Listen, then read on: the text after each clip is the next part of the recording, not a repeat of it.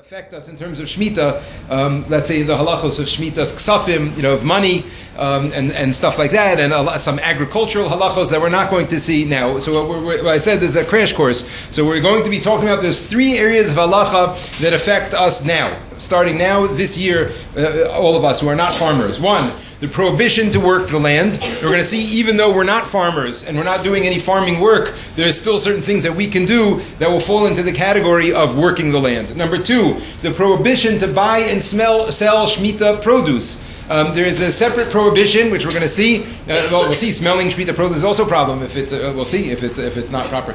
According to some opinions, actually. But the prohibition to buy and sell Shmittah produce, in other words, produce that has kedusha to it, which we're going to see what that means. You may not buy or sell. Number three, the way we treat produce that has kedusha. Right, we're going to see that there is certain produce, certain types of products that we're going to buy that has kedusha to it, it has holiness to it, and we have to treat it in a certain way. Okay, so again, three areas of halacha. Number one, the prohibition to working the land. That's like basically its own category, which we're going to deal with very briefly. And then the more extensive category is the produce. How do we deal with the produce? Again, one area, which is number two on this, is buying and selling of the produce, and number three is the way we have to treat the produce that has holiness to it. Okay, so let's start with number one, working the land. So one of the main halachos of Shmittah is the idea that it's a Shabbos. It's a Shabbos, right? You have 6 years that you work the land, and then there's 1 year that's Shabbos, and we don't work the land. Somebody pointed out to me a very beautiful idea. Jackie, I saw a few more people walked in while you were here. Okay, a very beautiful idea that this year is something very unique that happened. Anybody ever heard this before? Yesterday was, I don't know the last time this happened, was Shabboson, right? Because it was Yom Kippur on Shabbos in a Shemitah year. It's a very rare thing. I don't know what that means. I mean, everything means Mashiach is coming. Mashiach is always coming. It's Hashem any second. But it's just very interesting, right? We had yesterday Yom Kippur is called Shabbos Shabboson, and it happened on Shabbos, and it happened in Shemitah year. It's all called Shabbos. Just an interesting idea. Okay, but the halacha is. It says explicitly in the Psukim, in the Torah, we are not allowed to work the land during Shmittah. Okay, and there's dozens of types of malachos that are not allowed to be done. Some of them are min haTorah, things that are prohibited straight from the Psukim. Some of them are midrabanan, things that are prohibited rabbinically that people are not allowed to do. But I'm just going to give you examples of things that are not stuff that you and I are going to do over the course of the year, but these are the types of things that can't be done.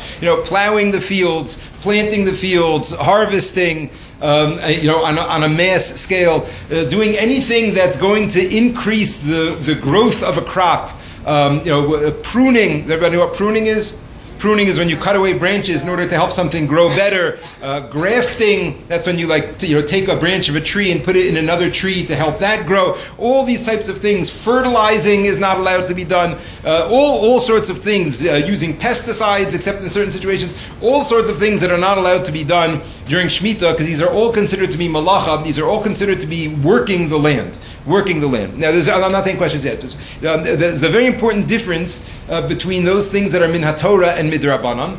And the difference is that those things that are also midrabanan, things that are prohibited rabbinically, but not prohibited min haTorah, so we're going to see that those things are permissible if it's to prevent a loss.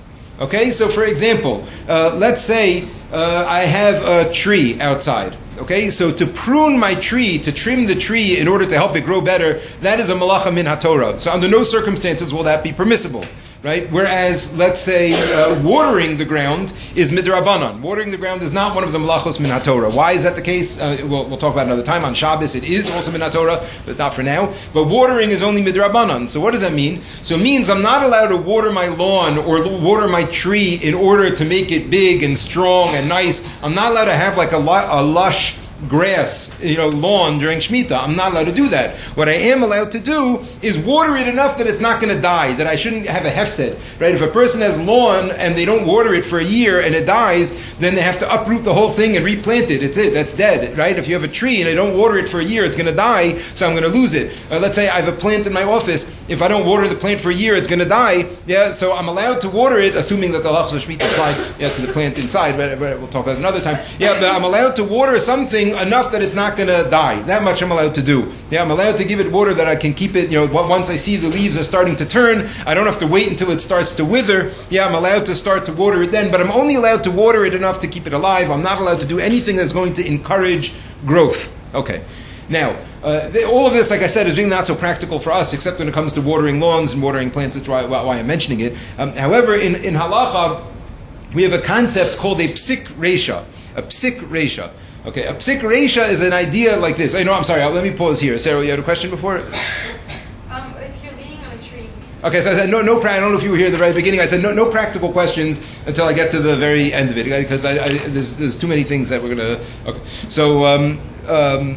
so there's a concept called a psik resha. What is a psik resha? A psik resha works like this. Let's say it comes up on Shabbos most frequently, and we're going to learn about it more in depth in halacha class and Shabbos class. But I just want to give you the idea now. What's a psik resha? A psik resha is when, let's say, there is melacha, there's activity X that is prohibited. Let's call that activity lighting a fire. Right?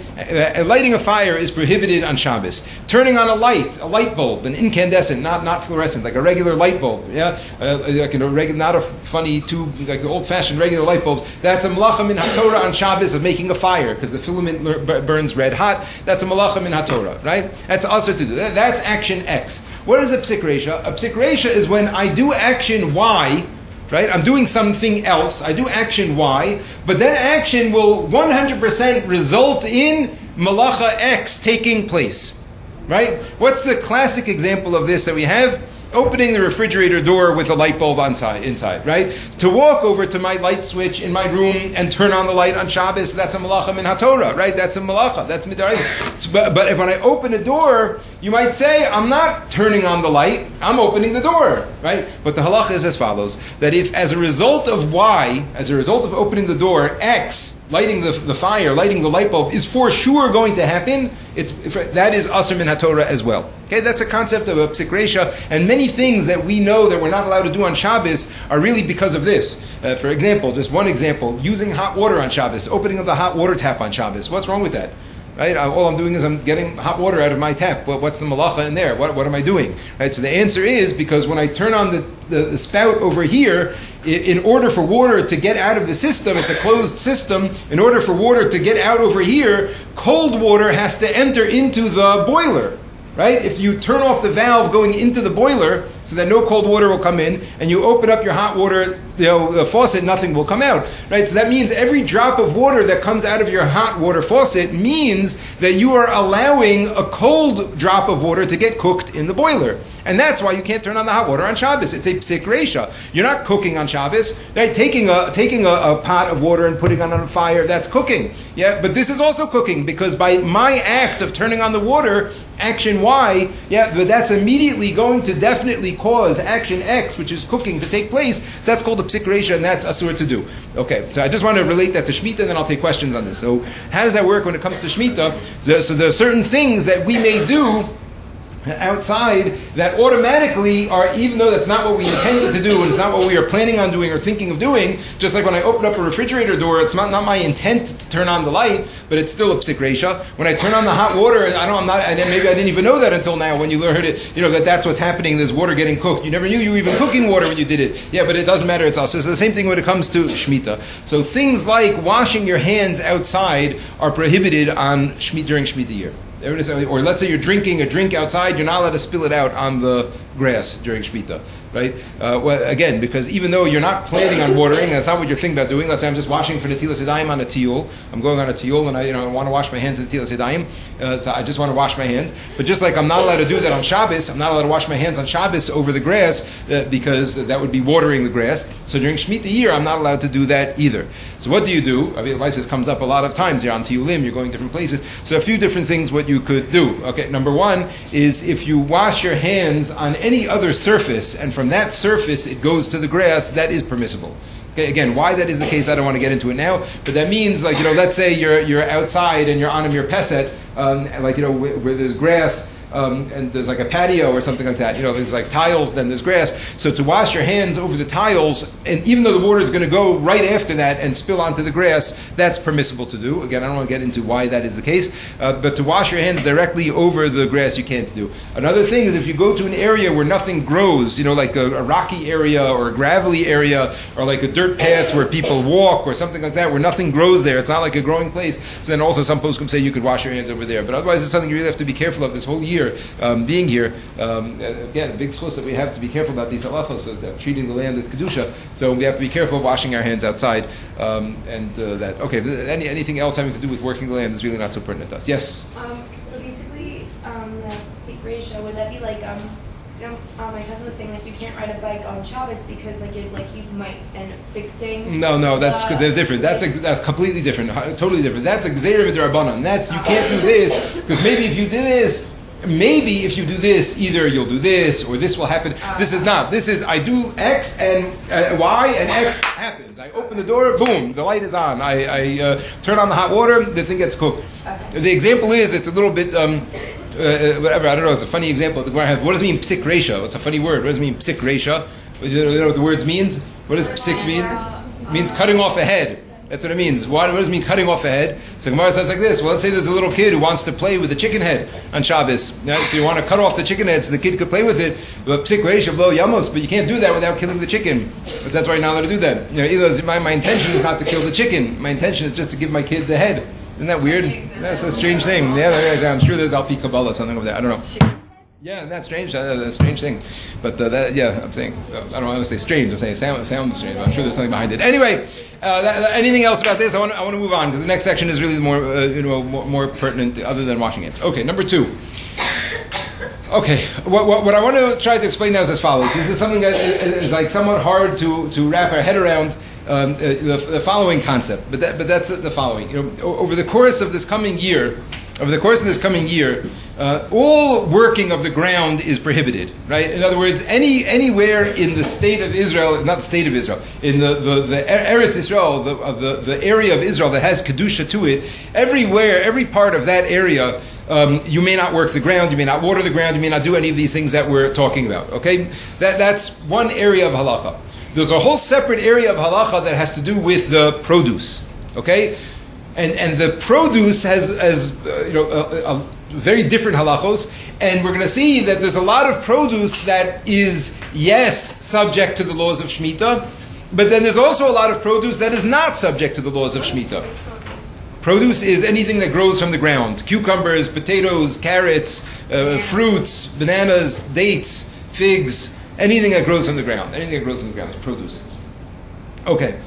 So what we have to understand is as follows. Okay, we have to understand as follows. Is that going forward, starting right now, being that we are in the year of Shmittah, right? Going forward, anything that we're going to be encountering, I don't know if I hear this talking stuff going on. If you're not interested and you want to go out, it's fine. That's what I was going to say before. But then I said, I guess it's real class, so you really do have to stay. But then please be quiet, because it's distracting to me. I'm sorry.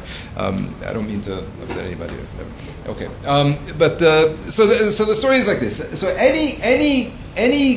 any produce that is considered to have kedusha to it, has holiness to it, there's going to be a lot of halachos that apply. And any produce that is not considered to be holy, for whatever reasons, we'll see there's all sorts of exceptions of produce, so then none of these halachos will apply. You understand what I'm saying? So we're going to be, you could potentially be in a store and you could see a variety of products in front of you, and some of the products may be from vegetables and Shmittah will apply to them, and right next to them may be products of vegetables, the same vegetable even, and the laws of Shmittah may not apply. So this is just very hard for people to sometimes get clear. So I want to just try to go through this. Okay, now, any produce that so I think I'd like to go out of order here. I want to go out of order here. Okay, everyone with me? Is everybody with me on this page? Yeah. I want to start from down here. Let's start from all the way at the bottom. Which produce does not have kedushas shvius? I think this is a better way to do it, to start out of order. Okay, everybody with me over here? Which produce does not have kedushat shviit? Everybody see that over there? Yeah. Okay. I just want to make sure we all know what I'm saying when I use these words. What does it mean? Kedushas shvius or kedushat shviit? What does that mean? Of the seventh. The holiness of the seventh year, meaning that when I say something has kedusha to it, or it has kedusha shvius, that means that this is Shmittah produce. This is produce that is subject to the laws of Shmittah, as opposed to, we're going to see produce that is not subject to Shmittah, not subject to the halachos of Shmittah, so that we would say does not have kedusha. That's produce that's not considered to have kedusha to it. Okay, so let's see what we're talking about here. Okay, number one, any produce from outside of Israel. Okay, so this is critical. The Psukim are very clear about this. We'll see Eretz Hashem that the Psukim say, in the land of Israel, when you get there and you settle it and you grow produce in your land, so you have to treat it with Kedusha. But any produce that is grown in Chutz La'aretz, right? What does Chutz La'aretz mean? Outside of Israel, has no holiness to it and is just like anything else, any vegetable from this year, any vegetable from any other, from previous years, etc. It's as if you're in America. Now, no questions. When defining Israel, right, for this topic, when defining Eretz Yisrael, it is nothing to do with the modern map of the state of Israel. The modern map of the state of Israel includes huge areas that are not part of Eretz Yisrael. A lot of people are not aware of this. Are you aware of this idea? Yeah. Yes, you heard this? You heard this, Mr. Saucin, yet? You went over this? Yeah. Does anybody know where the border is, where the dividing line is, where about? Lebanon, Syria, parts. No, I'm talking in the south. In the south, where the way north of Eilat. Eilat is Chutz La'aretz, completely Chutz La'aretz. Isn't it from the Nile to the Euphrates? Well, it's not clear. It's around the town of Dimona. Dimona, if anybody knows, it's like a little bit south of Beersheba. But in others, if you look at a map of Israel, looks more or less like this. Yeah, something like that, right? Whereas here's Yerushalayim, and here's like Tel Aviv and Ashdod and whatever. So basically, it stops over here, and the whole Negev is Chutz La'aretz. Okay, is everybody? That's basically Eretz Yisrael is about half the size of the modern state of Israel. It's from the south. More than half the size. I'm sorry. Yes, so any produce in Eilat is totally Chutz La'aretz. There's no kedusha. That's what I'm trying to say. Exactly. Any produce that's from Eilat or brought in is produce that does not have any holiness to it whatsoever. Okay, so that's number. Now again, I don't. I feel like I'm getting clarification. Would that mean that land that's not the state of Israel but is Eretz Yisrael? I don't know if there. In the Aver Yarden, I don't know what the story is there. I don't know. Yeah, it's very. There's also halachos about on the other side of the Jordan River. I think part of it is Eretz Yisrael for Shmittah. Part of it is Eretz Yisrael. Yeah, and it has nothing to do with the modern state of Israel borders or anything like that. Nothing to do with it. Okay, so that's number one. If it's from Chutz La'aretz, any produce from Chutz La'aretz will not have any holiness to it. Number two, it only applies to food.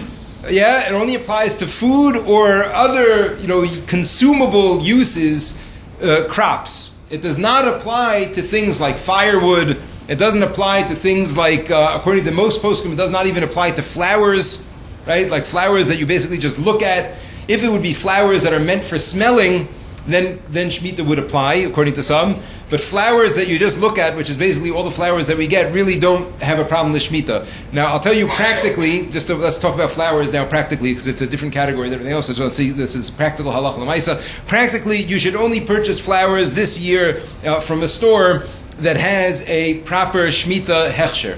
Okay, a proper tu'udah, a proper certificate that says that they are conducting their business according to Shemitah. Now, the reason is not because the flowers may have holiness to them and you're not allowed to throw them out afterwards or anything like that we're going to see, but you have to know that you're buying it from people who are not getting it from people who are working the land during Shemitah. You understand what I'm saying? So it's like you're making sure, because that's prohibited to do. You're not allowed to support people who are working the land during Shemitah. So when you buy flowers this year, okay, I want to make this clear, don't confuse this. Flowers are not subject to Shemitah. Yeah, in a sense, flowers are not subject to they don't have kedusha to them. There's no kedushat shvi'it in a flower. However, you may only buy flowers from stores that have a special tu'udah, because we have to make sure that we are buying flowers that are not being harvested or watered or worked illegally, in a prohibited manner during the Shemitah year. Okay, so that's when it comes to flowers. I don't want to address it when it comes to other stuff because it's in its own category. Okay. But when it comes to anything that we're going to talking about food-wise, so all of the foods are going to fit this criteria, right? That it's food crops. Okay, so that's number two. Number three, This is a complicated one, okay? So you have to follow with me over here. Produce that is not halachically considered to have grown during the Shemitah year. Okay, this may be the most complicated part of the whole thing for some people to follow, but we'll try to make it clear. Oh, okay. So the story is like this. This is Tafshin Ayin Dalid. Right? This is like around when you got to Tomer Dvorah, right here. Okay. Okay. This is Tafshin Ayin Hey. This is Tafshin Ayin Vav. Okay, 5776, 5775, 5774. Okay? This is Shmittah. This year is Shmittah. Okay? Meaning, the minute that the sun set on Wednesday evening last week, and it turned into Tishrei, so holiness was infused into the ground of Eretz Yisrael. That's what took place. Okay? Now we're standing on it. Okay? Now, the question is, how does that holiness affect the stuff growing from the ground? In other words, is it like an automatic thing? It's like an immediate thing, like the ground becomes holy, and now all of a sudden all the crops that are there, everything becomes holy, right? Or, and this is really the way it goes, no, that only things that are considered to have grown during the Shemitah year significantly are going to be infused with holiness. But something else, even if it's physically on a tree during Shemitah, if it's not halachically considered to have grown during the year, it does not have holiness to it. No questions yet. Okay, I'm going to just say it one more time just to make it clear. And I'm going to say it with an example. Okay, if I have a tree and I plant apples on that tree. So when's the apple harvest season? Does anybody know? Fall, right? October, November time, right? Like now, coming up in the next few weeks, right?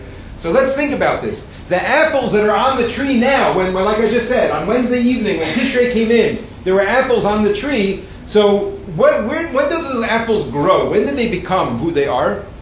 In Tafshin Ayin Dalid, right? These are apples that took root and flowered and blossomed and all these things along Tafshin Ayin Dalid. And now we're coming to harvest them, a few days or a few weeks into Tafshin Ayin Hey.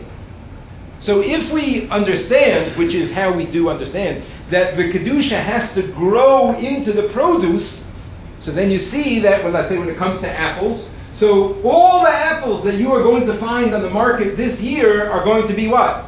Tafshin Ayin Dalid apples. Tafshin Ayin Dalid apples. So they're okay. And they are okay, they are not Shemitah apples. When are Shemitah apples going to hit? When the next year's crop of apples comes into the picture. Okay? Does everyone understand what I'm saying here? This is very... Okay, now, what makes this very, very complicated, which I'm not even going to get into it now. I'm just going to tell you it now. I don't even care if you write it down or not, because like I said, we're going to learn this in depth, and you'll see the sources for this and all of this. But what makes this very, very complicated is the following. And I'm just going to tell you, A, why it's complicated, and B, why am I telling you that it's complicated and what you have to do about it. But it's very complicated because of the following. The halacha recognizes 3 different types of crops. Okay? There's 3 different types of crops. There's things called yerek, which is like vegetables, that's cabbage and cucumbers and carrots and all that type of stuff, tomatoes, all those things are yirakim, yirakot. Then you have a category of tavua, which is like grains and legumes and that kind of thing, right? Those are beans and grains and all those types of things. And then you have peiros, ha'ilan, fruit from the tree. And each one of these have a different halacha regarding when they are considered to have grown. Okay? Each one of these 3. So again, I'm going to tell you them again now. But again, that's the right expression because it's complicated, but I'm going to tell you why. Again, we're going to learn it well. You will know it well, Mr. Hashem, when we're done with it. But now I'll just explain to you that it's complicated. But again, there's 3 categories of vegetables. There's yerek, which are vegetables. Then there's tvua, which is like grains and legumes. And then there's peiros ha'ilan, which are fruit trees. And each one of them in halacha has a different year, has a different cycle of when it's considered, what year is it considered to be grown in. in Israel, there's a lot of halachos that apply based on the year. There's halachos of Shmittah. There's halachos of Meiser Sheni and Meiser Ani, which hopefully we'll learn this year also later in the year. There's all different halachos that you have to know what year is this produce from. Does everyone understand what I'm saying? Am I losing you? Should I just move on to the next thing? This is too much? I gotta say this quickly. Yeah. So when it comes to yerek, when it comes to vegetables, as soon as it's picked, it has kedusha. Okay, this is very important. Okay, when it comes to vegetables, yirakot, when it comes to vegetables, anything, tomatoes, cucumbers, all those types of things, anything that is picked during Tafshin Ayin Hey, it doesn't matter that it grew in Tafshin Ayin Dalid. When it comes to a yerek, when it comes to vegetables, as soon as it's picked, it has kedusha. So what that means is that right now, in the other appropriate circumstances that we'll see, if it fits all the criteria, so if a person takes a cucumber off of a plant outside, so that cucumber will have kedusha to it. It will be a Shmittah cucumber. Okay, even though it's 2 days into the year, 10 days into the year, doesn't matter. That's when it comes to yerek. When it comes to tevua, it has to have a third of its growth in the Shmittah year. Okay, a third of its growth. But what does that mean? And this is the important point. What does that mean? It means that when it comes to grains, when is Shmittah going to kick in? Next year. Not quite next year, but later into this year. A few months into this year. And when it comes to fruits, it goes after when it flowers. What year did it flower in? So these apples, let's say, for example, that we're going to harvest now in October, November, so for sure it flowered in Tafshin Ayin Dalid, right? So apples are only going to have kedusha in October of Tafshin Ayin Vav, because these apples will have flowered now. Does everyone understand what I'm saying? Right now, this morning, I bought an esrog. Right now, I came to school in the morning. I was here for an hour or two. I went out, bought an esrog. I just came back to teach right now. So my esrog this year has nothing to do with Shmittah, right? Even though it's a Shmittah, even if they picked it yesterday, which they didn't, right? But it's not a Shmittah esrog. Shmittah esrogim are only going to be a problem next year. Does everyone understand what I'm saying? And when it comes to things like wine, you can end up having 2 years later Shmittah wine still. Because it's got to sit in age. Exactly, because grapes only become a problem, let's say, around here, and then they only make the wine here, and then it ages. Now that I've explained to you, complicated, everybody, if you didn't get anything I said until now about this, doesn't matter, listen carefully. Okay, the only way to know whether produce has kedusha yet or not is by looking on a chart. There's no other way to know. You are not a farmer. I am not a farmer. I don't know the answer to the question. I have the same chart. So as of today, I printed up 2 charts. Hopefully, by the time we're finished here, they'll be laminated. 2 big color charts. One here I'll put, and one upstairs. That is a whole list of produce in English, and it has like when the laws of Shmittah start applying to this type of produce.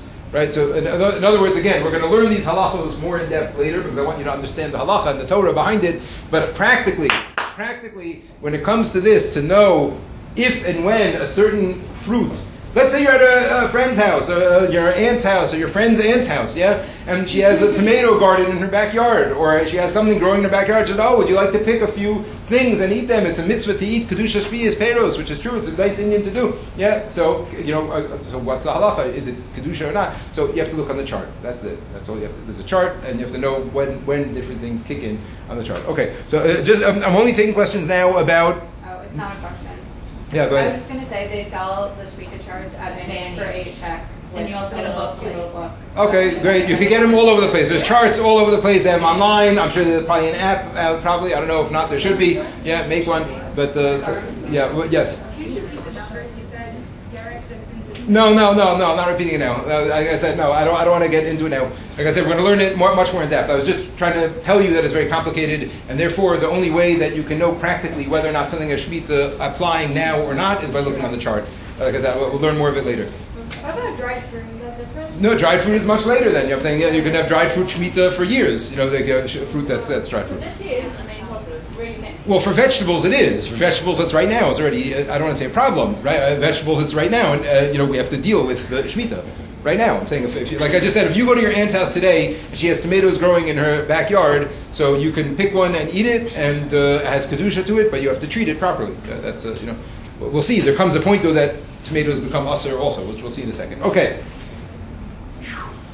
Okay, so that's this third one on the bottom here. Produce that is not halachically considered to have grown during the year of Shmittah, is not subject to Shmittah. Yes? So all these things that flowered this year, if they're fruits or if they grew a third of their growth, here. Okay, good, fine, yes. Onwards, good, got it, Mariella, the thumbs up. Okay, Yavul Nachri. These are very, very important words to know if you want to know what you're doing when it comes to Shmittah. Yavul Nachri. No, well, you have them right here. You don't need it on the board. Yavul Nachri. Okay, Yavul Nachri. What does Yavul mean? Produce. Yavul means produce. What does Nachri mean? A Gentile, a non-Jew. Yavul Nachri. So let me explain to you what this concept is and explain to you again, just very briefly, the idea behind it and what it means for us practically. This is a very, very important concept in understanding practically Shmittah for you. Yavul Nachri.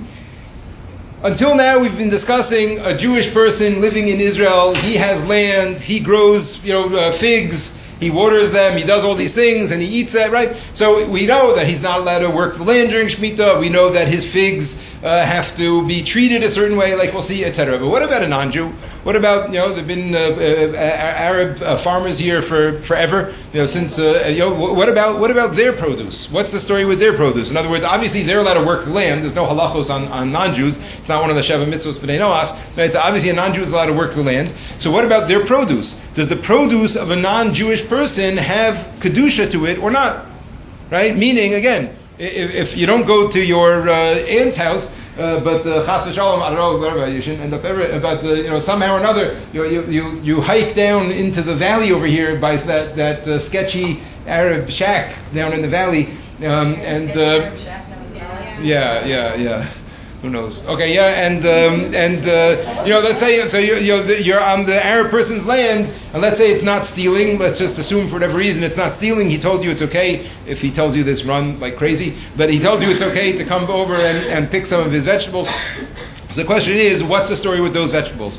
Okay, what's the story with vegetables grown in Israel, right? They're infused with Kedusha, ostensibly, I assume, right? The fact that it's owned by a non-Jew, does that prevent the Kedusha from getting into the vegetables? Yep, so that's the question. So this is a huge machloket, okay? There's a machloket that goes back hundreds of years.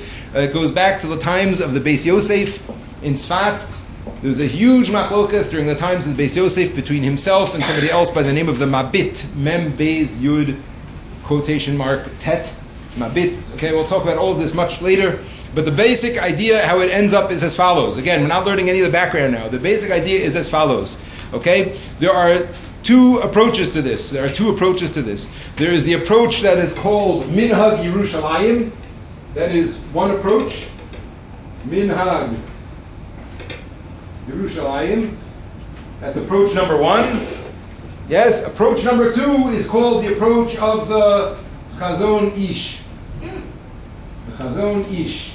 His last name starts with Karelitz. Yes, Chazon Ish. Okay, these are the two approaches when it comes to the concept of Yavul. There, I wrote it on the board. When it comes to the concept of Yavul Nachri, there's the approach of the Minhag Yerushalayim and the approach of the Chazon Ish. I'm just telling you, these are the way these topics are discussed. Really, it's the Beis Yosef and the Mabit. But nowadays, when people talk about this question, this is the context that they speak about it in. And the halacha is as follows. Okay, again, the halacha is as follows. Minhag Yerushalayim. It means that this is the halacha that I follow in my home, and this is the halacha that we follow in the seminary. And if you're asking me what you should do for being here for the year, I'm telling you this is what you should do. We treat Yavul Nachri as chutz la'aretz. Okay, we treat Yavul Nachri as chutz la'aretz. That means, we're going to see this at the end, I'm not taking any questions, we're going to see this at the end, that you're going to buy something with a hechsher, and it's going to have stamped on the outside of the thing, Yavul Nachri. You're going to see this. Okay, so you have to understand, what does that mean when it says this word on it, Yavul Nachri? It's going to be stamped on it like... Probably most of the things in the sugar love. We'll talk about the shuk in a minute. You see, it's going to be stamped like this, it's going to say like Yavul. See what I mean? Like in dots like this, that's the way it does it. You'll see like little lines, it'll say Yavul Nachri. So when you see that, what does it mean? It means this is cabbage salad that was made from cabbages, that was from land in Israel, owned by Muhammad. That's what it means. Well, you're laughing, but there are many people who are super makbid to never ever buy Yevul Nachri food. For that reason exactly. Because what Yevul Nachri means is that, I'm not taking questions yet, I'm sorry. Yevul Nachri means that this is an Arab farmer living in Israel who has his own plot of land, and he is selling produce to us and we're buying it. So there are many people who are super makbid, more in the Tzioni world. There are many people who are the Zionist world who are super makbid not to buy Yevul Nachri because they're supporting the Arab farmers. They'd rather buy, Yevul Chutz La'aretz or different other options that you have. Yeah, but that's what it means. So Yevul Nachri, again, this is very important to understand. Yevul Nachri, the Minhag Yerushalayim, which we follow, treats Yevul Nachri as Chutz La'aretz. Totally no Kedusha to it at all. However, outside of Yerushalayim, there are different minhagim. In the more yeshiva-oriented world, in like the yeshiva, Kolel, Beis Yaakov world, the minhag is to follow the Chazon Ish that does treat Yevul Nachri with holiness.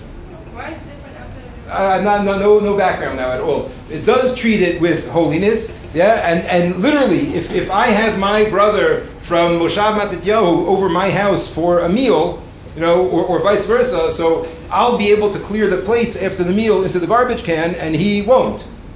You understand? If I served soup that had carrots that were Yevul Nachri, and I treat them as nothing, right, as Chutz La'aretz, no, Avera, this is Kedusha, has Kedusha to it, according to him. You can't throw it out, you can't discard it after it. We'll see the halachos. Oh, well, we'll get to that. No questions. Okay, so let's go on. So when it comes to the concept of Yevul Nachri, again, stay with me. When it comes to Yevul Nachri, there's a huge machlokas. There's two big camps in Yerushalayim. The minhag Yerushalayim by most people. There's some people who keep it anyway over here, but the general accepted minhag in Yerushalayim is to treat Yevul Nachri as no kedusha to it. Outside of Yerushalayim, there's different minhagim. I think in the more modern world, in the more like Zionist world, in the Mizrahi world, the Tzioni world, I think they go with the minhag Yerushalayim, which we'll see more about that soon. But they follow the minhag Yerushalayim, they treat it without kedusha. So if you're outside of the, like I said, in the yeshiva world, like the more yeshivish world, they follow the Chazon Ish mostly outside of Yerushalayim. In the more Zionist modern Orthodox world, they follow the minhag Yerushalayim even outside of Yerushalayim. I'm sorry. Chazon Ish held that Yevul Nachri still has holiness to it. Okay. Yes? I don't understand. We clearly can't eat Shmittah.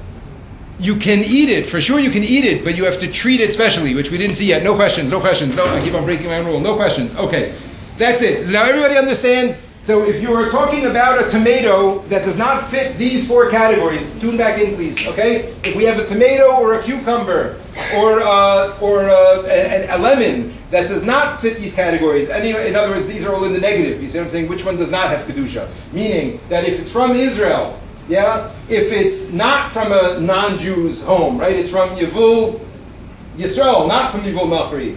If it's a regular fruit, yeah, and it's considered to have grown in the year, then it has holiness to it. Do you understand what I'm saying? Yes, 4 criteria necessary for holiness. Yeah?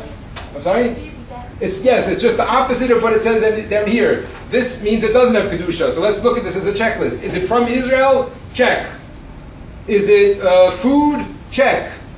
Is it grown during this year? Let's say yes. Check. Yeah? Is it from a non-Jew? No, it's from a Jewish land.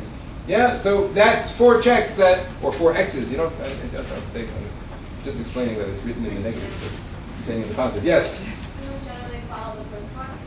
Excuse me? You would generally follow Minhag Yerushalayim? We, meaning the people in this room? Yeah. Yes.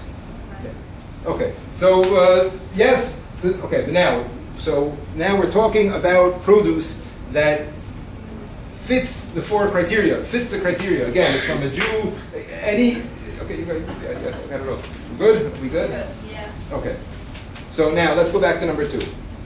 So if it's produce that is considered to be produce owned by a Jew, right? As far as we're concerned, owned by a Jew, growing in Shemitah year, etc. So it has Kedusha to it. So now what applies to it? So there's 2 things. Number 1, like we said, you can't buy or sell Shemitah produce. So what this means very simply, and I want to make this very clear. Okay, Anything that you are going to buy in a regular store, yes, anything that you are going to walk into a makolet, or walk into a store, or walk into a store in the shuk that you are going to buy from, will not have kedusha. I'm going to say that again. If you are walking into a regular store in Israel, or a regular stall at the shuk, again, assuming it has a proper hechsher, a proper, reliable tu'udah, which we'll talk about, but anything that you are going to buy in a store will not have kedusha. Why am I saying anything you will buy in a store? Because we follow Minhag Yerushalayim, right? People outside of Yerushalayim will buy in a store something that says on it Yivul Nachri. That will have kedusha for them. Everybody understand? Now, why am I saying this so strongly? I'm saying this so strongly because if it has kedusha, it is prohibited minat Torah to sell it in a store. Period.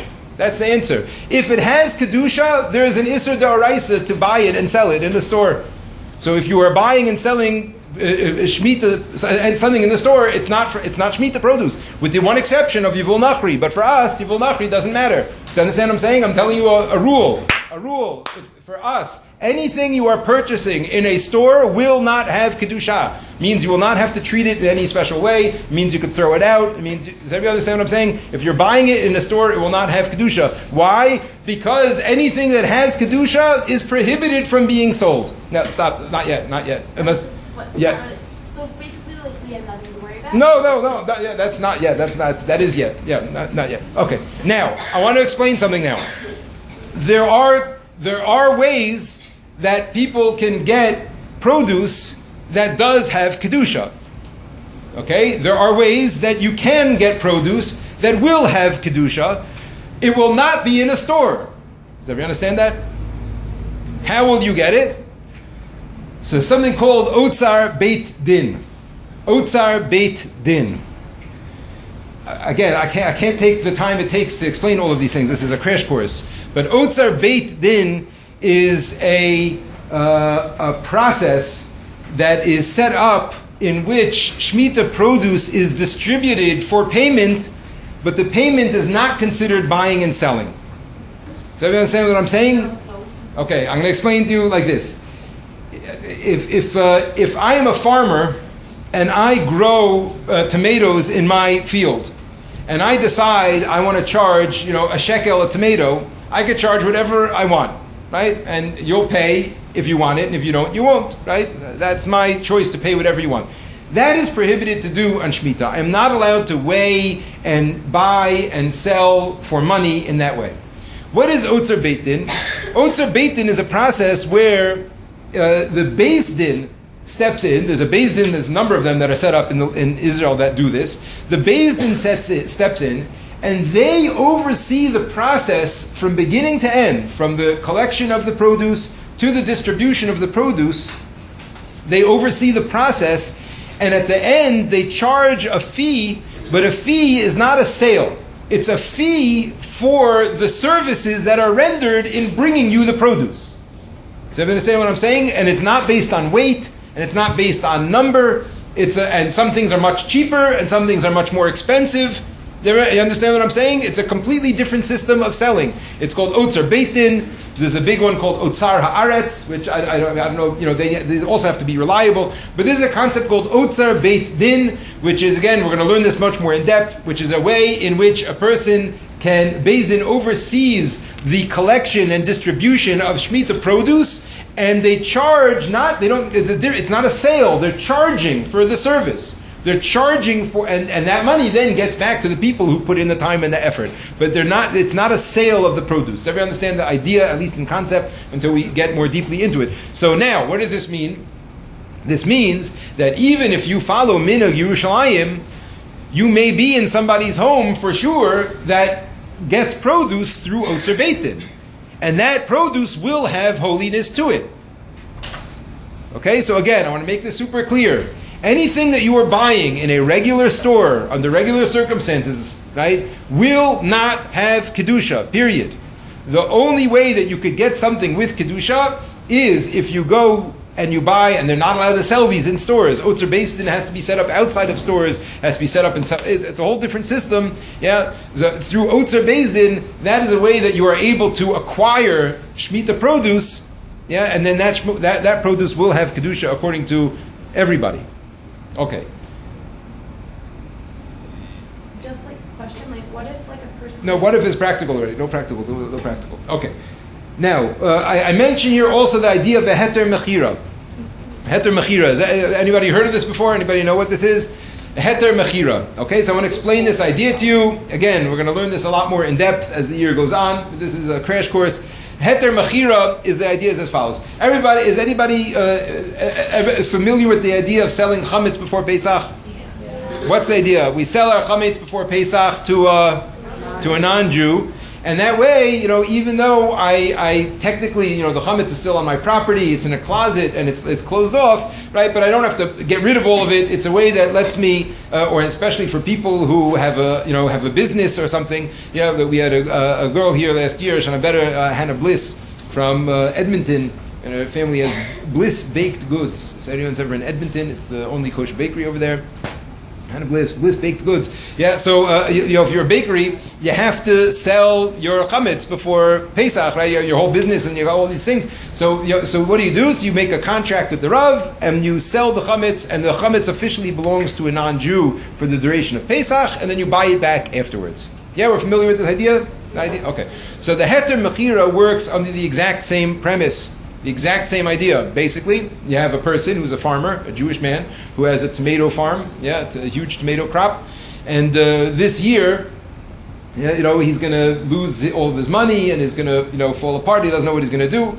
So at a certain point in history, and again, we're going to learn this, it's very fascinating. The history behind this is very fascinating. At a certain point in history, there was a very, very controversial heter, a very controversial loophole introduced called this heter mechira.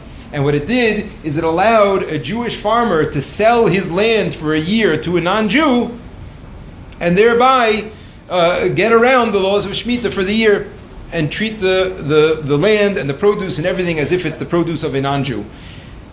Okay, now obviously the heter mechira is following which? The first one, right? Obviously, that's what I said before. So the heter mechira is a very contentious thing. It's very controversial. In the Tzioni world, in the Zionistic world, in the modern Orthodox world, it's very much accepted. It's very much accepted, and people, like I was saying before, many people are makbid. They'll specifically buy heter mechira rather than yivul nachri. Why? Because heter mechira, you're supporting a Jewish farmer, right? And yivul nachri, you're supporting an Arab, right? So there are people who are makbid to dafka get heter mechira. Now, what's the issue? I'm sorry? Well, okay, so what's the issue with this? Even when it started in the late 1800s, and again, we'll learn the history behind it, it's very interesting, but even when it started, immediately, it was extremely controversial. And there are many who said that even when it only began as literally a matter of life and death. It was literally pikuach nefesh. It was a matter of farmers and families and communities that would have died. Literally would have starved during the Shemitah year. Right? You would have agricultural kibbutz, right? In the early 1900s, late 1800s, in the agricultural kibbutz that was harvesting, a tomato kibbutz or something along these lines. And literally families and a whole community relying on the crop and the selling and the buying and the exports, Jaffa oranges, all these types of things, right? Exporting goods to Chutz La'aretz. You're not allowed to do that if it's Shemitah produce. If it has kedusha, you're not allowed to buy and sell it. So the heter mechira was introduced as a major. What do we call this? Shas ha-d'chak. Shat ha-d'chak. Anybody heard that expression before? Shat ha-d'chak. Yeah, the same idea. Shat ha-d'chak means like we'll write it on the board. It means like a time of distress. Sha'at is a time of distress. It was like a major time of distress, and again, there are people that literally would have starved if not for some loophole in this halacha, and that's why they introduced it. Now, even then, it was controversial. because people felt that the community should be doing more to support the farmers, like we do now. And I have a monthly donation. Before Rosh Hashanah, they came around to all the shuls, and I have a monthly donation that I put onto my credit card for the year of Shmittah and a few months beyond. That for every month a certain money is taken out to support the farmers, all these farmers that want to keep the laws of Shmittah, but they, if they don't do anything, they have no parnassa for the year. So they collect. That's what's supposed to happen. That's how Klal Yisrael is supposed to take care of them for the year. That's what's supposed to happen. Can we hold that we can buy heter? Well, no more questions, Rachel. No more questions. Okay. So now, when it comes to heter mechira, until today, it is a very contentious topic. Practically speaking, halacha l'maisa. Practically speaking, I do not hold from the heter mechira, nor would anybody here on the staff of this school, nor would any family that we would be sending you to. Okay. In other words, it's something that is really it's held of in the modern Orthodox world. The Rabbanut Mahadrin Hechsher does not hold of the heter mechira. I'm going to say that again. Rabbanut Mahadrin does not hold of the heter mechira, but the regular Rabbanut does. Okay, this is one of these examples of something where the regular Rabbanut is on a standard that's significantly lower than what's commonly accepted as the acceptable thing. So again, it is if you will ask me what you are supposed to do, I would tell you not to rely on heter mechira and not to eat the produce from heter mechira, because we'll see soon that eating the produce is going to be problematic. However, if you have a family minhag that goes a certain way, or or your parents know, or you find out, or your community rabbi, or whatever, so you follow what you want to do until you want to ask your own shilas for yourself, etc. But it's a very controversial topic, and like I said, nobody. So if you're ever buying anything that you are bringing to somebody's house, do not buy something that is heter mechira. Okay, I'm going to say that again. If you're ever buying anything that you're bringing to somebody's house, do not buy heter mechira. And you'll see it's complicated, it's confusing. You're going to see potato chips on the shelf later in the year, not yet. In a few months, you're going to see potato chips on the shelf, and there's going to be the exact same packaging, but one of them is going to have like a green corner, and one of them is going to have like a yellow corner, something like that. You know what I mean? And one of them is going to say heter mechira. In which case, again, I would advise against getting it. And the other one will be, not heter mechira, yivul nachri. So not like from that situation anymore? That's where we're not looking at? I don't want to get into all of it. I don't want to get into all the details now. I'm just going practically what we're saying. I'm not telling you you're not allowed to use it. I'm telling you if you would ask me that I would say not to. But again, people have different practices, whatever they do. Like I said, there are certainly people that are dafka makbid to only get heter mechira because they don't want to support. But it's a very complicated heter, which we're not getting into it anymore now. Okay, but that's heter mechira. Okay, so this is number 2. There's a prohibition to buy or sell produce. How do we get around this, right, idea? So again, anything you're going to buy in a regular store, unless it's heter mechira, which again, I would advise against it in the meantime. But anything you're going to buy in a regular store that is a regular tu'udah, a regular hechsher, is going to be what? Not kedusha, not kadosh, not holy. You won't have to deal with it in any which way. How are you going to get a hold of Shmittah produce? Only through otzar beitin. Okay, excellent. Now, number 3, the way we treat Shmittah produce. Okay, what do? Once something has holiness to it, it has kedusha to it. Again, it's grown in the proper boundaries of Israel. It's grown on the ground, on the land of a Jew, and it is something I eat, etc. So now, or otzer based in, right? I have an otzer based in something. So how do I treat it? Okay. Fine. Oh, this is exhausting. You think this is hard for you? You think you're tired? Okay, so there are a few halachos here. Again, we're going to learn this a lot more in depth. It's complicated. We're going to learn this a lot more in depth. But there's a few halachos here. Number 1, you are only allowed to use Shmittah produce for its normal use. I'm going to say this again. You are only allowed to use Shmittah produce for its normal use. That means if you see some recipe that somebody thinks up to have a fried kiwi, you may not do that with a Shmittah kiwi. Why? Because that is an unusual thing to do with a kiwi. That is correct. Furthermore, I'm not done. Furthermore, if you have some crazy recipe that calls for sliced raw potatoes, you may not eat a potato raw during Shmittah. Do you believe this? This is the actual halacha. Listen carefully. You may only eat Shmittah produce in the way it is normally eaten. That means if it is normally raw, you may eat it raw. If it is normally cooked, you may eat it cooked. If it is normally raw and cooked, like a carrot or an apple, you may eat it either way. Right? 1 second, please. But any Shmittah produce, again, that has Kedusha, it's only going to be things that have Kedusha, you may not cook it or use it in an unusual way. You may not use lemon juice to dye your hair, to bleach your hair. You may not do that. You may not use Havdalah wine to put out a Havdalah candle. You may not do that. Yeah, you may not do that. You may not do any unusual use. But that's not unusual. Well, it's true. That's for a different reason. That's for a different reason.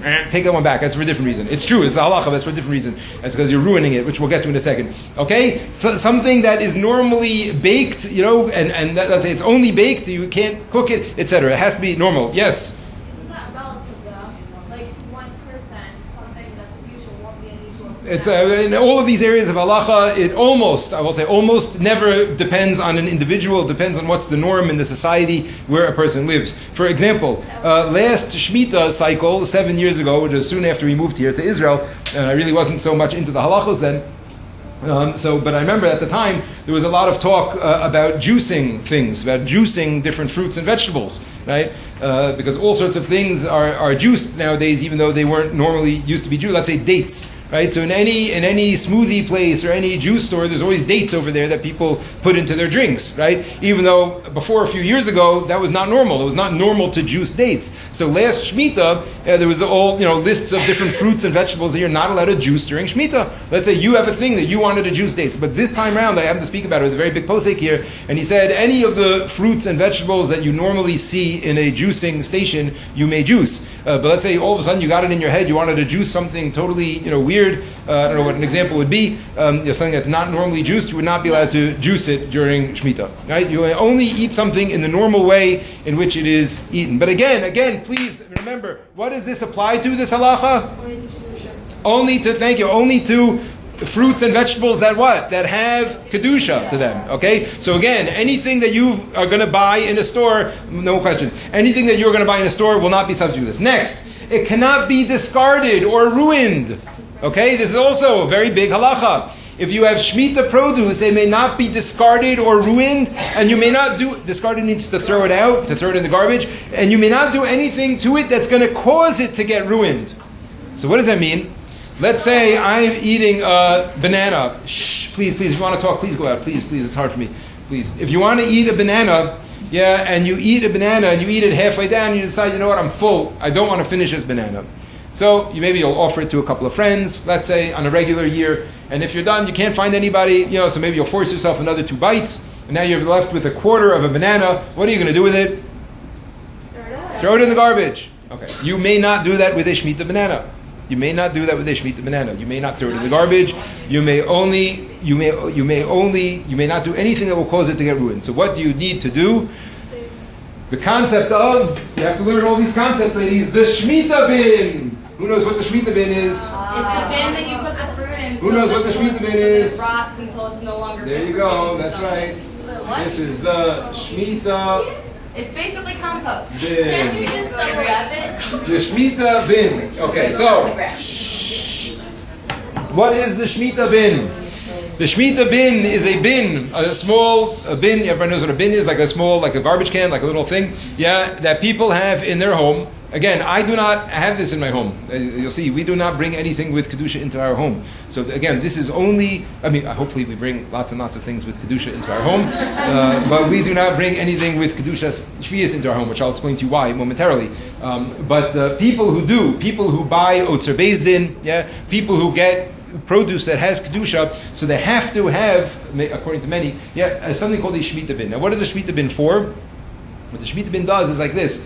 Again, that banana, I can't just take it and throw it in the regular garbage, because what else is going to be in that garbage? The end of a yogurt, and last night's chicken, and who knows what else, and within a few seconds it's going to be ruined, right? It's going to be gross. No one's going to eat it ever again. So that's usher to do. Please stop talking. Please, pretty please. Yeah.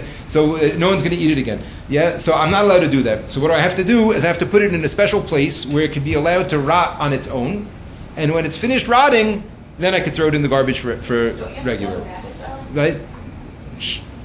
Okay, I have a Shmittah bin in my house where I put the stuff and let it rot on its own, and do its own thing. And anything that has Kedusha, any produce that has Kedusha that I have, and we're talking about food leftovers, we're talking about leftovers from cooking, right? We're talking about only significant. If it's insignificant, let's say it's the type of thing that you would just not scrape it into the garbage first, but you just put it straight into the sink, even though there's some scraps of carrot on it and stuff like that. You know what I'm talking about? Like you have a plate, just picture a Shabbat plate after a Shabbos meal. So if it's stuff on it that I would scrape first into the garbage and then put it into the sink, I may not do that. And understand what I'm saying? That's already significant. I would have to scrape that into the Shmittah bin. Yeah? And then put the sink. But anything that I would just put into the sink, I don't have to scrape off every scrap of cabbage and every scrap of carrot. I don't have to do that. Okay, but anything significant I have to put into the Shmittah bin. Now, what does that mean in the Shmittah bin? It means I have to do something with it to make sure that it's not going to be affected by anything else. So what people do is even in the Shmittah bin, they put it in a separate bag. Right? In other words, they put it in a bag and then they put it in the bin. Because if you put it in the bin regular, and so let's say I put the banana in this morning at 9 a.m., but then at 3 in the afternoon, I have the leftover of a tomato, that I finished eating. Yeah. So and now the banana's already been rotting now for let's say an hour. The banana's already starting to turn. Yeah. It's a hot day. So if I put the tomato in there, the banana is gonna ruin my tomato. Understand what I'm saying? Yeah. So the poskim say even in a Shmittah bin, I should put something in a bag first and then put it in the bin. There are communities, right, where my brother lives, called a place called Moshav Matityahu, where they have communal bins, and they have 7 bins, right? And this is the Sunday bin, the Monday bin, the Tuesday bin, the Wednesday bin, the third, and people on Sunday they bring their leftover. That's when you have a whole community that's keeping the laws of Shmittah together. So they're set up for that. They literally have a thing, right? But otherwise, even double wrapping. Again, in a Shasat Chak, I'll tell you something. One of our neighbors here in Yerushalayim, literally on this little pathway where I live, is one of the biggest poskim here in Israel. His name is Rav Asher Weiss. He's a very, very big Rav. I know some people know he speaks English very fluently, so he told me that this year he got a question from the army. The army is not going with the Heter Mechira this year. It's a very big thing. The army, for the first time ever, is not going with the Heter Mechira because there are more a certain number of thousands of people that in the army that don't want to rely on it, and the army for the first time this year is not going with the Heter Mechira, and it's causing, like I said, it's causing a huge uproar because again, some people hold that you should dafka be using Heter Mechira. Okay, but again, so the army is not using Heter Mechira, so they asked Rav Asher Weiss a question. The army has a law that once food leaves the kitchen, it never returns. Meaning it's either eaten or it's in the trash. It doesn't matter if it's an entire untouched bowl of salad, a huge bowl of salad. It walks out of the kitchen. Food never ever goes back into the kitchen. This is the law in the army. In hospitals also, he said a certain hospital also spoke about the same idea because once it's out, who knows what happened, and etc. Lawsuits and everything. So they don't have. So they asked him, what do they do about Shmittah?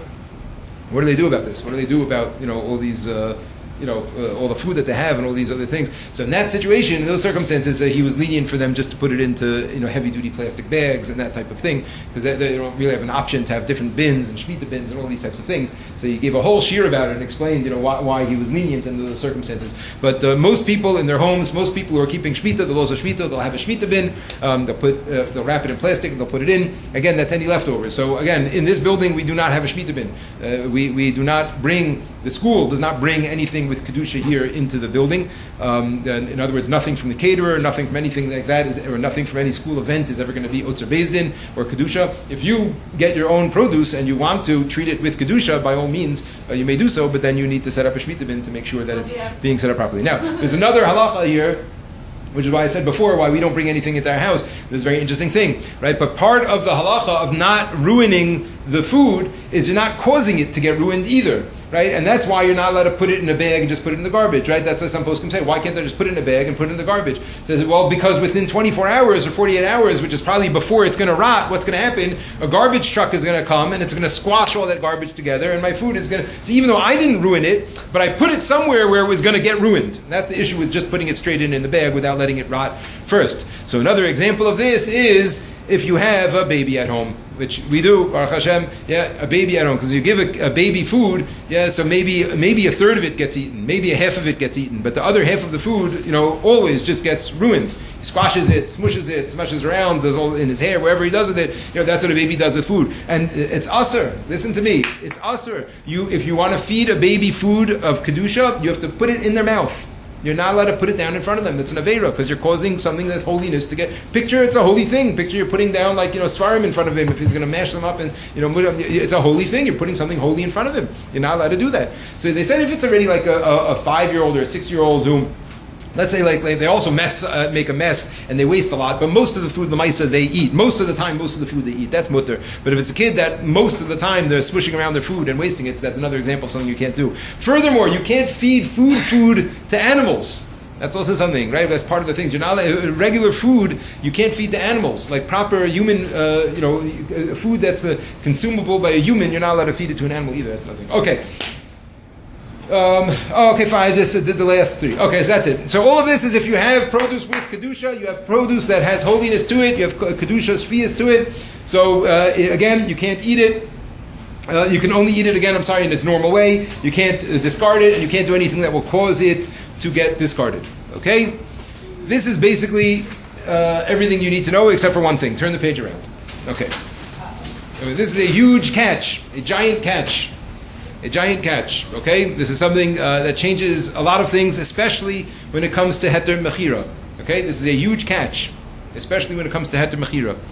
And that is as follows. There is a gezerah midrabanan. Right? There is a rabbinic decree, a halacha midrabanan, that says as follows. During the times of Chazal, there were people that had, let's say I was, again, a tomato farmer. So I'm not allowed to plant the fields, I'm not allowed to water the fields, I'm not allowed to do any of that type of stuff, I'm not allowed to buy and sell. But let's say tomatoes grow on their own spontaneously. Spontaneously a bunch of tomatoes grow. So I can't harvest them en masse and sell them and stuff like that, but I could take enough for my family, right? And it seems that this was a tremendous Yetzer Hara that was going on during that time, because a lot of people were surreptitiously, secretly planting their own fields, and then saying, oh wow, look at this, stuff just grew on its own, and it's mutter to eat it, and they would take it, and they would be feeding their families, and maybe distributing it also. This took place at the times of Chazal. So Chazal stepped in, and they made a very, very broad, sweeping gezerah. And they said as follows: anything that could have grown on its own during Shmittah is asur to eat midrabanan, period. Anything that has kedusha, right? Anything that has kedusha, that could have grown on its own, is asur to eat. So that means, I want to go back to the case I gave before. It's Malki at her aunt's house with a tomato in the backyard. Okay? So right now, to go out to that tomato, could that tomato have grown yet during Shmittah? No, could not have. It takes a few weeks for a tomato to grow. They could not have planted and grown that tomato in the past 10 days. So that tomato would be A, holy, and B, permissible. Okay, however, in a few weeks from now, and again you have to look in the charts to know when this happens, in a few weeks from now, this prohibition called sfichin is going to kick in, and what that means is that there is no such thing as a cucumber that you are allowed to eat that will have kedusha to it. I'm going to say this again, please listen to me so carefully. Okay, in a few weeks from now, once it's late enough in the year that cucumbers could have been planted already, or carrots could have been planted already, so anything that has kedusha is asur. You hear me? So that means, right, Otzer Beis Din, there's no such thing as Otzer Beis Din cucumbers.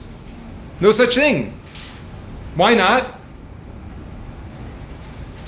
Because it could have grown on its own. Because any cucumber that needs an Otzer Beis Din is a cucumber that is asur.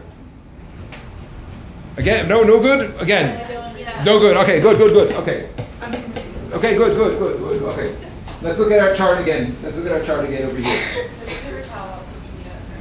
Okay, no, I think we're good. We're still good over here. Thank you. Let's see that. That's an official one.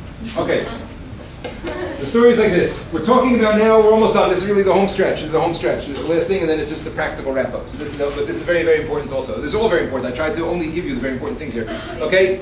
We're talking about now the issue, the prohibition called sfichin. Okay? Sfichin is a rabbinic prohibition that applies to anything that could have grown on its own during Shmittah. Okay, meaning it's going to apply to vegetables, basically. It does not apply to grain. It does not apply to fruits. Okay? Why? Because those are not things that grow wildly on their own and couldn't have grown during Shmittah. A fruit, no, but a fruit can't. A guy can't do a Johnny Appleseed. You don't know what that is. You don't know what that is. Yes. No, don't know who Johnny Appleseed is. Johnny Appleseed was a dude who ran around America, they say, dropping apple seeds all over the place. He planted trees all over the Also, place. by and large, because apples are shown display extreme heterozygosity, most apple seeds you plant from the apple tree. Okay, anyway, so forget it. Anyway, the story is like this. I can't secretly plant a tree that I'm going to be able to benefit from during Shmittah. The Isser Sfichin is only to things that I could do this trick with. Right? So cabbage and little carrots over here, a couple potatoes over there, right? That I could do, and then oh wow, look at that! 2 weeks later, oh wow, I can make a salad. So Chazal said, no, I can't do that anymore. Anything that grows, even spontaneously, I can't because fruit, I can't do that. If I take an apple seed and I say, when's that tree going to come up? 10 years, 5 years. It's going to take years until I can get anything out of it. So it only applies to things that I can feasibly grow during Shmittah that are going to provide for me during Shmittah. Okay. So now again, so Sfichin, again, so when does the Isser begin? Soon, very soon, right? Even though right now, like I said, let's go back to Malki's aunt, right? Malki's aunt has a tomato plant in her back. You're all invited, right? They're all invited. Malki's aunt has a tomato plant in her backyard. So if I see one of these nice tomatoes and I want to pluck it and eat it, so right now I'm allowed to do that, and right now it will have kedusha. I have to treat it like we just said, all these things, yeah? But in a few weeks from now, once we get to the point that a tomato could have grown on its own, yeah, let's say 3 weeks into the year, so now all tomatoes are asur. You hear what I'm saying? All tomatoes are asur. Any tomato that has kedusha, meaning it's from a Jew's land, right? It doesn't apply to Yivul Nachri. Does not apply to Yivul Nachri, right? That's what, again, the whole Heter Mechira is predicated on this. You hear what I'm saying? If not for this, the whole Heter Mechira would be. If not for the fact that Yivul Nachri was an exception, Heter Mechira wouldn't work. Right? But Yivul Nachri, the whole Heter Mechira is based on this concept. Otherwise, all the cucumbers would be aser. But now you understand what I'm saying. If the Heter Mechira is no good. Listen, don't lose me here. This is very important. This is very important right now. Okay, listen carefully. Until now, right, when I said, let's say the Heter Mechira is problematic, so all that meant is that really the produce, had holiness to it. But now, if it has holiness to it, that means what? That after a certain date, it's in fact asur. Right? You hear what I'm saying? So this makes Heter Mechira much, much, much more problematic. Now, there are some people who are dafka buying Heter Mechira, and some people, like me, who hold that it's asur to eat it. You understand what I'm saying? No? Because this idea of sfichin, anything that has kedusha, anything that fits into the criteria that has kedusha, so it becomes prohibited. It's prohibited to eat it no matter how it's grown, if it's from a Jewish property. Right? So the whole Heter Mechira is based on the fact that it's not Jewish property. It's a non-Jewish field, right? It's a non-Jewish farmer. And that's why it doesn't have holiness, right? But if I hold that the sale is invalid, if I hold that it's a scam, a sham, it's not a real sale, so that means that the field really does have holiness. And if it has holiness, that means that the tomatoes that grow there are asur. Not just that they're holy and I have to treat them nicely. So I just want you to understand this. You have a very stark difference here, and this is what can create problems, is that a few weeks into the year already, if you're eating somewhere and they're relying on the Heter Mechira, so it's not just a matter of being careful with your leftovers, it's asur to eat the food. It's not considered to be Yivul Nachri, and if it's not Yivul Nachri, then it's Sfichin. You heard that sentence? If you understood that sentence, that means that you were very much liach in the past hour. Yeah. I'm going to say it right now. That if you, I'm going to say a sentence. If you get this whole sentence, then that means I hold you followed today very well. And then I'm going to wrap it up. Okay? How did I say that? If you don't hold of the heter mechira, then the food is not yivul nachri. Then it is subject to svichid. Okay? Yeah. So if you got that, and that explains why you can't eat the salad in front of you, then you got the whole shir today. Okay, so now I want to just explain to you practically. Anybody got that? Anybody got? Yeah, you got it. Okay, good. Repeat that one more time. Repeat it one more time. If you don't hold of the heter mechira, and therefore it's not yivul nachri, then it is subject to svichin. And it's aser to eat it. Not just that it's holy, but it's aser. Okay, that kind of sums up some of the major points that we touched on. Okay. Is that like all vegetables? It's all vegetables, yes. All vegetables that are from here. You know what I'm saying? In other words, and again, that's what I'm trying to say. Okay, so let me finish this up. Let's sum this up. How do I know what produce to get and what to do with it? How do I know? Okay, so I want to just make this clear. Look at the first thing. Any produce that is sold from a store or comes in packaging that has a hechsher that is reliable is A, permissible, B, has no kedusha to it for us. What do I mean for us? Minag Yerushalayim nix. Right? If you are a chazanishnik, so then it will have kedusha. Okay? And they have the opportunity to treat cucumbers with holiness. You realize that we don't have the opportunity because for them they treat yivul nachri that it's not sfichin because it's in the land of a non-Jew, so the gzera doesn't apply because you can't accidentally plant a non-Jew's field. So the sfichin doesn't apply, and it does have holiness. You understand what I'm saying? You and I will never, except for I'll get to you in 1 second, but in 2 months from now, you and I will never treat a cabbage with kedusha. Right? Because any cabbage that we're going to be eating is either going to be from Chutz La'aretz or Yivul Nachri. Right? But somebody out of Yerushalayim can treat a Yivul Nachri cabbage with Kedusha.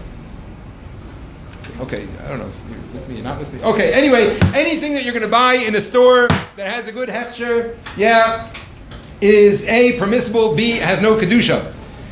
The only permissible produce that will have Kedusha, okay, in other words, all these halachos that we discussed before about how you have to treat it, etc., it's only in the following situations. Otzar Bezdin, what's that?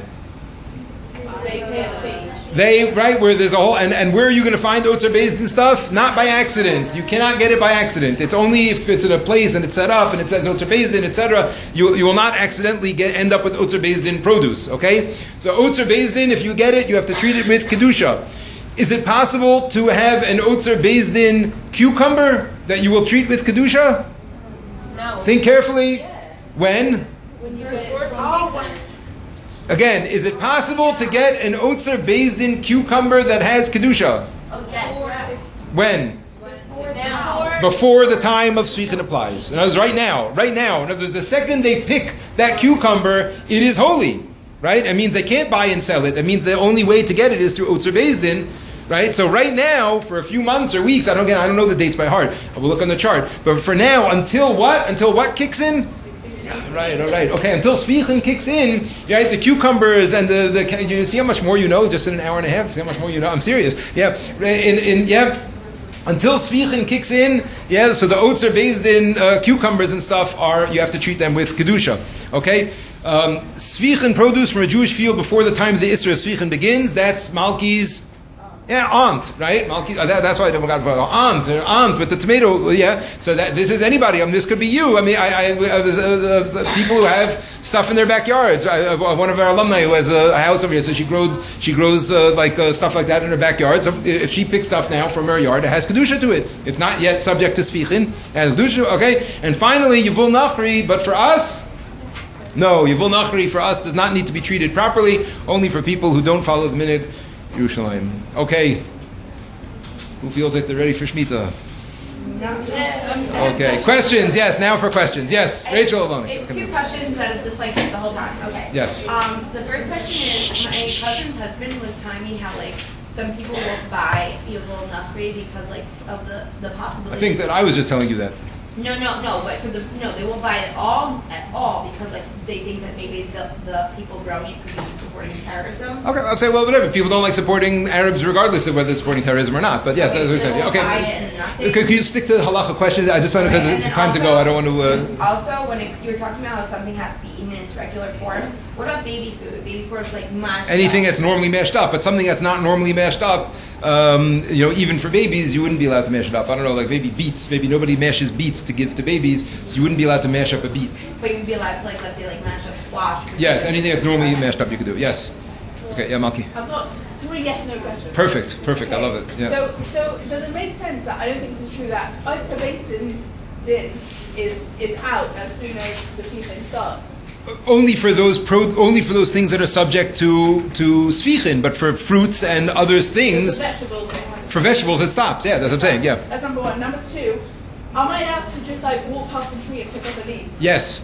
Okay, and number 3, isn't it like what happened to the 6th year being really plentiful, like helping us? Okay, so that we'll talk about when we learn it more in depth. Yeah, I'm saying you're saying why with the heter mechira. You're saying practically what happened to it. Hashem, if we keep it, Hashem will help us. Right. Okay. So we'll talk about that more. It's a good question. It's a good question. Yes. Sure. Okay, so the macri means crops that are grown by the Goyim, but in Eretz Yisrael. Yes. Right?